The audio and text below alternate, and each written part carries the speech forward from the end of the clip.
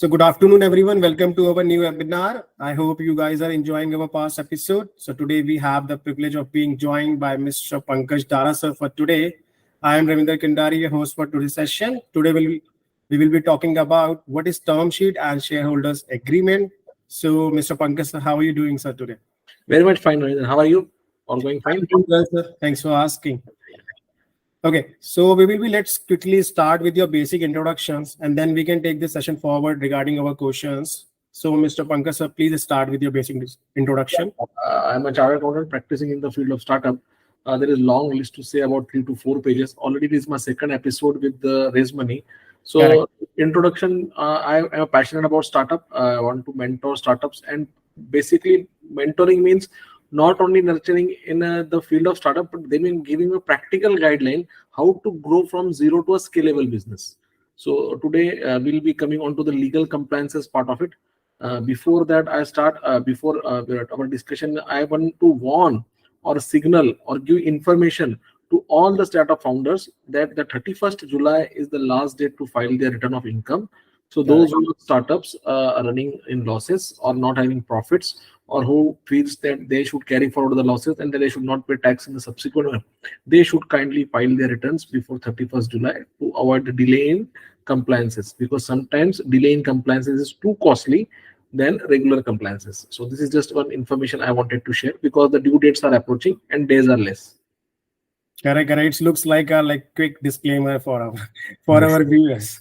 Okay, sir. Thanks for introducing yourself. So now we can start with our questions. So my very first question for you is that the very first one is that is term sheet legal is Indian's law? The perfect question you have asked me about the term sheet. I'll just take away a few minutes of flashlights on this object. Sure. Like many of the are now the fascinated by Shark Tanks, and the media news is coming there. What is the price given by the Shark Tanks? The sharks over there is not been fulfilled, or they are not committed as were given.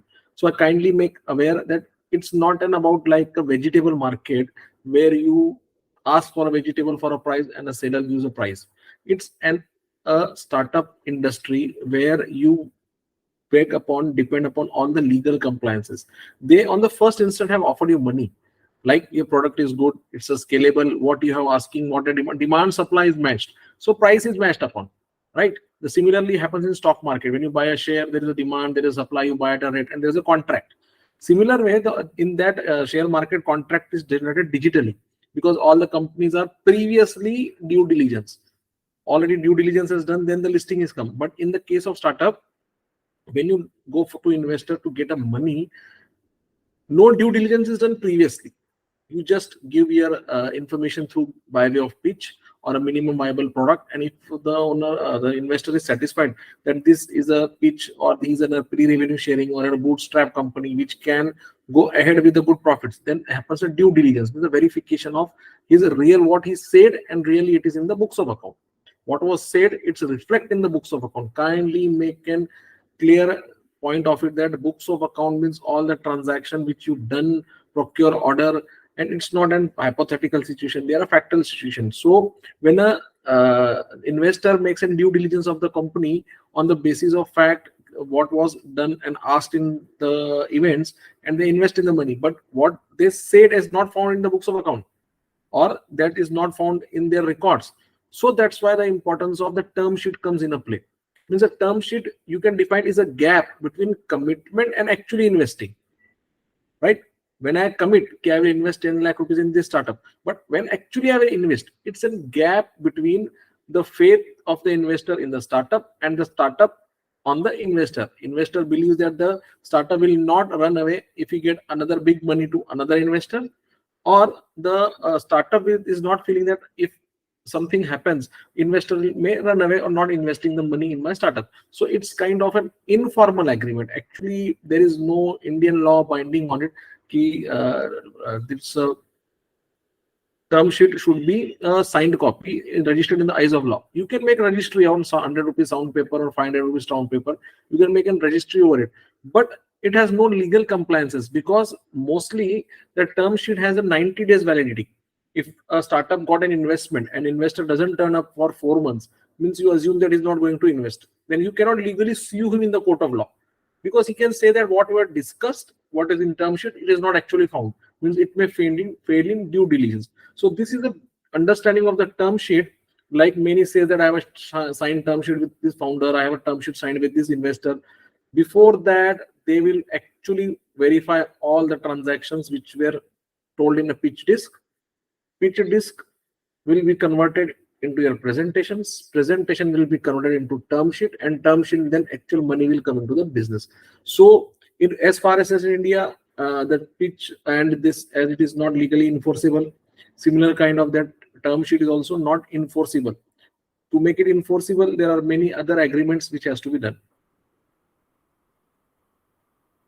Okay, perfect answer, sir. Also, sir, this is the also I have like seen that in a Shark Tank show also, many of the founders get discarded in terms of investing.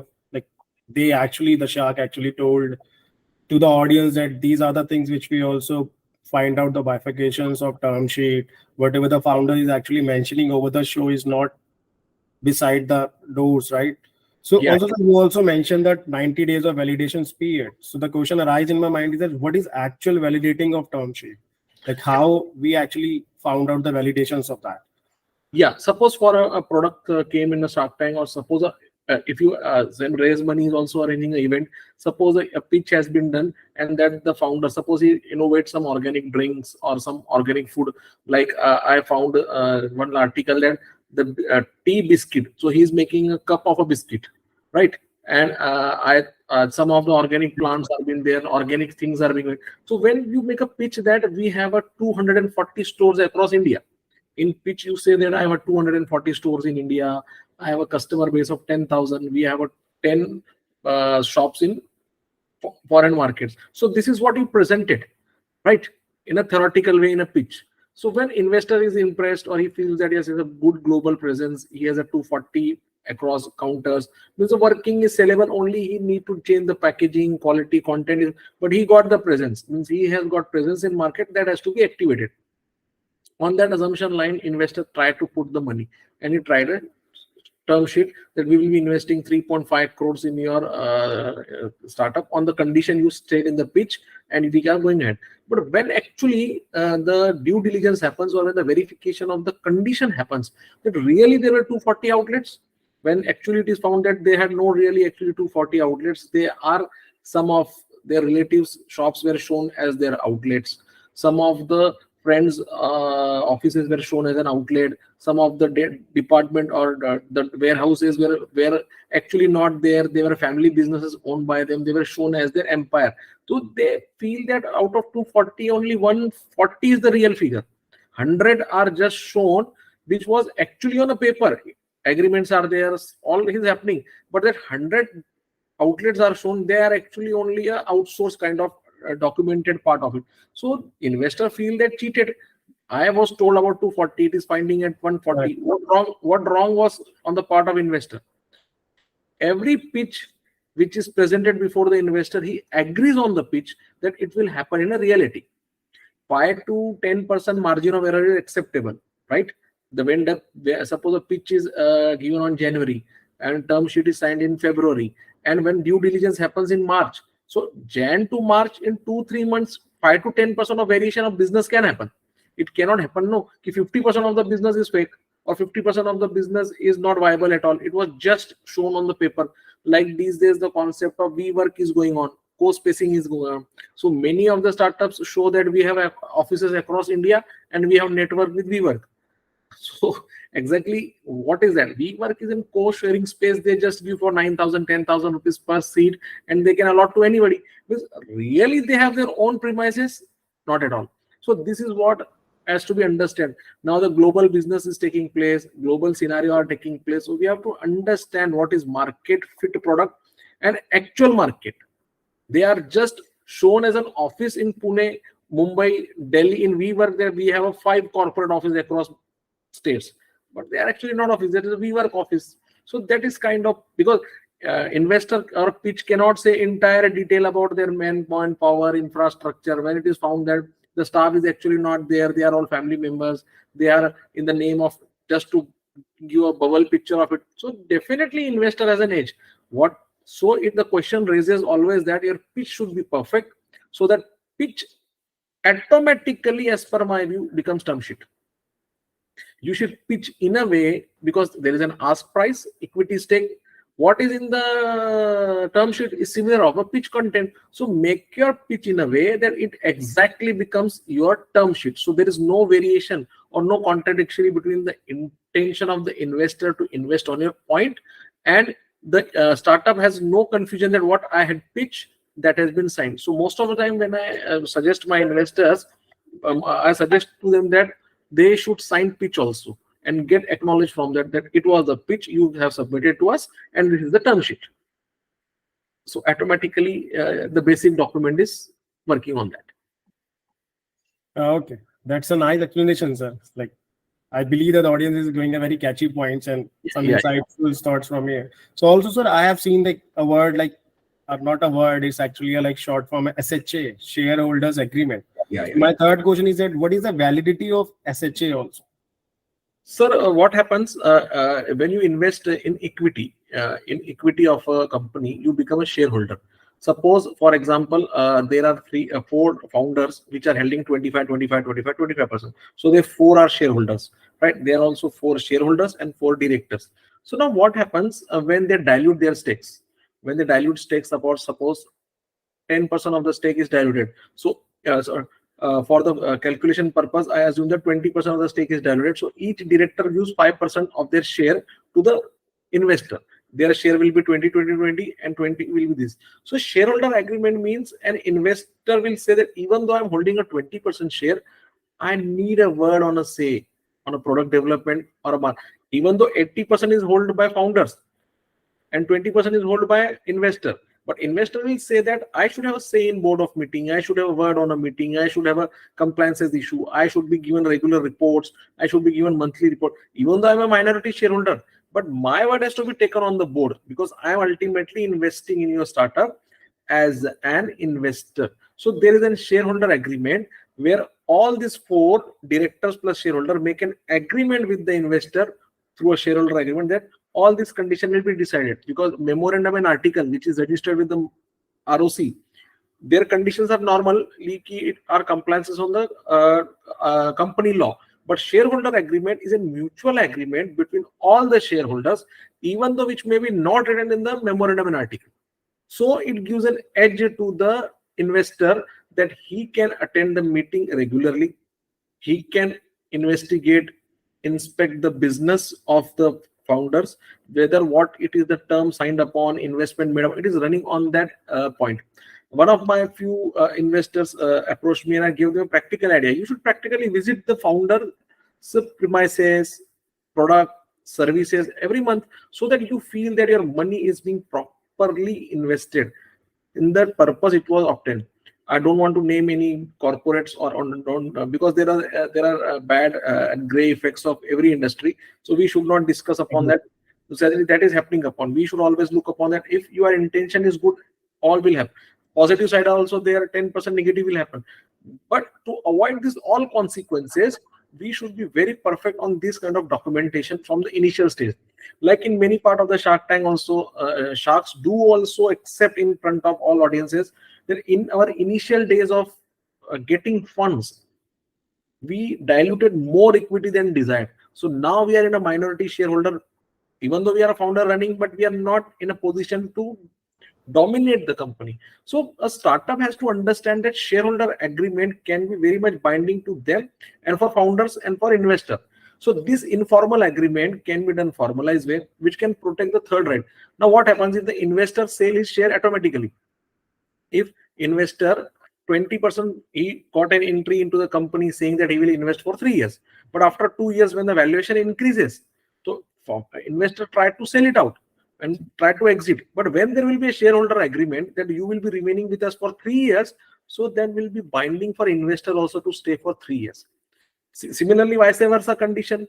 Suppose company is not making good decision, company is not making good deal, it is on still in the losses of 3 years, and investor feels that founder may run away after 2 years and they may exit the company. So they are also binding on that. So these kind of agreements are very necessary for holding a long two-way and hand-in-hand transaction. Until and unless both combination are working properly, you cannot go this way. Many companies are siphoning the funds using the purpose for it was obtained. So until both will be having a control on it, so this shareholder agreement is one of the goodest agreement which an investor should look upon and take the advantage of it. Now when you combine both the terms of term sheet and shareholder agreement, right, and I just purposely link with the pitch automatically converts into term sheets, and term sheet agreements will give the similar edge to both founders and investors. What condition can be put in a shareholder agreement and that can be legalized? So this is a difference. To the point, I can again once upon say you what is in the pitch may be given in shareholder agreement. In pitch itself, they should give the points that we will not give these areas for verification. Investor will not be having access to this. So automatically there is no duty diligence on the last part of it. Many investor backed out at the last moment because when the discussion start upon the of the investing money, investor looks upon all angles and he says, "Aapne to, you never said this in the pitch. You never accepted in the term sheet." So that's why my personal view is 50 to 60% investor back away after term sheet only, because what was told in pitch disc, what was not done in term sheet. So that's why they feel very disheartened. When the person is not loyal to his pitch disc, when not loyal to term sheet, how will he will protect my money if I go into shareholder agreement? So that's why this I request all the founders of startups who want to go for pursue a startup, clear cut thought process should be done. What they will offer to the investor in agreements, that is shareholder agreement, what they will offer in term sheet. So they should make a rough draft of it initially, so that when a pitch deck is being hung, you can give a term sheet automatically. So this is a term sheet. So automatically investor will be more delighted that he's open hearted. He is openly saying, I am ready with, these are my conditions if you are ready with it. Suppose you can write in a term sheet, I am ready for this 20 to 30% of my stake dilution. You can give the range, and you can give the range of valuation also. Okay, for 10 to 12 crore, I am ready for this valuation. So investor will get an idea he is going to offer 10 to 35. When you ask for a 20% and ultimately investor get 40%, what was your deal? What you are asking for? It means it seems that you are asking only the money and not asking for the product or service to develop. So the startup founders are facing this. Many founders come to me. They just, I am very sad to some point of this. Yesterday I only read some kind of startup stories in that nobody is investing in the hardware or machinery sector. All are going from technology platforms. All are going for SaaS based. All are going from.